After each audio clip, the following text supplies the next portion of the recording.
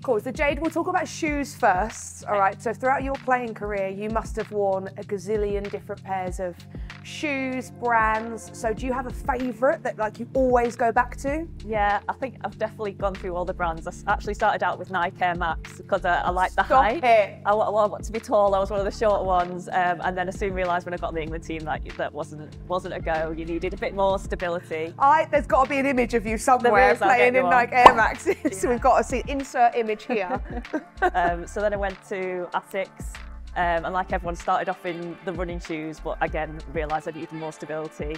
Stayed with Asics, and now Adidas Crazy Flight are my favourites because they're like squishy on the bottom, so they've got the comfort, but they're really sturdy. I was going to say, what is it that you specifically look for in a netball trainer? Because you're one of the most robust athletes in the league, you know, touch wood, very, very limited injury-wise, and have played for the best part of almost 2 decades now. So what is it that's really important when you are deciding what shoe to wear? Yeah, I think that is so important for me. Comfort is number one, and just being able to put them on and they fit you straight away, and you can be sent a new pair. Like if you've lost your trainers or they've got broken or something, you can just slip them on. So it's something that takes away that worry for you. And Lovell have been amazing. They were the ones that put me onto the Adidas Crazy Flight and sent me all the colours, and I just love them. I just rotate the colours now. So comfort and the sturdiness, so you know when you change direction, you're not going to like spill over the side. So yeah, definitely. Okay, so now let's talk a little bit more about yourself and playing career, etc., etc. We was chatting earlier. We're on 195 caps for England currently. Yeah. There are 2 big competitions coming up that we're in contention for: Jamaica Test Series in Jan, potentially a quad series after that. So we could hit 200 caps in the middle of that. Yeah. Just give us some insight as to what that means when I say it out loud, because it kind of doesn't sound real. Yeah, it just makes me feel so lucky that I've been able to play for that long. Like my body's been able to play for that long, and I've just had so many people supporting me. And just thinking back, like every time you go on tour, the England team is different and slightly different, and there's different jokes in the change room, there's different people dancing and stuff, and just feel so lucky that I've got to play with such legends, and especially the team I'm on now. Like we all care about each other so much on and off the court.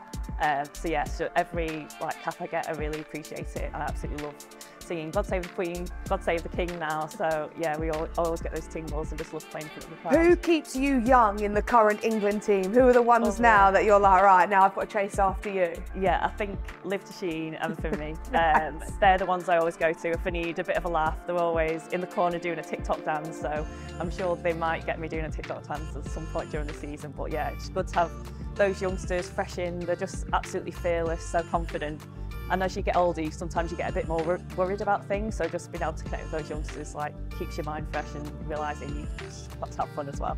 That's really refreshing to hear, I guess. Like the assumption, you know, as a fellow netballer is like, oh, it's Jade, you know, she's on almost 200 caps now. So, you know, surely she doesn't get nervous anymore, and it must just be a bit like water off a duck's back. But clearly, no, it's still the same feeling. Yeah, I think being nervous as well, it makes you feel alive, it makes you feel like it's important what you're going to do. So actually, I do love having the nerves as much as like sometimes you just want to run away and you don't want to have them. It's like the part of the experience, and those nerves give you the energy to go on court, and it gives you that adrenaline to run 60 minutes at centre if you need to.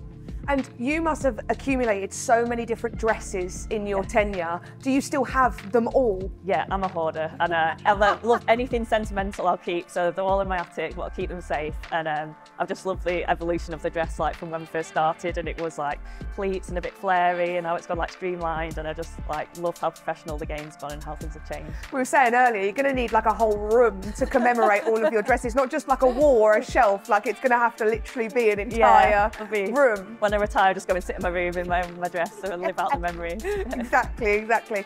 Okay, so now we're going to talk about, you've played in 3 different countries, I think New Zealand, Australia and the UK, multiple different teams.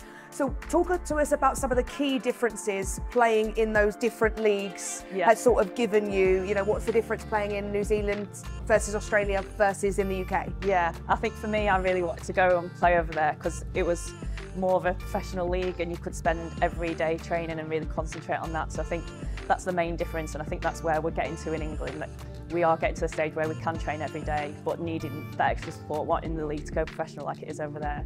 And yeah, it is all consuming, especially in like Australia. Like take it so serious, and I loved like the different styles. Australia, it was so man on man, and you very much stick to your job and you look after your own player first.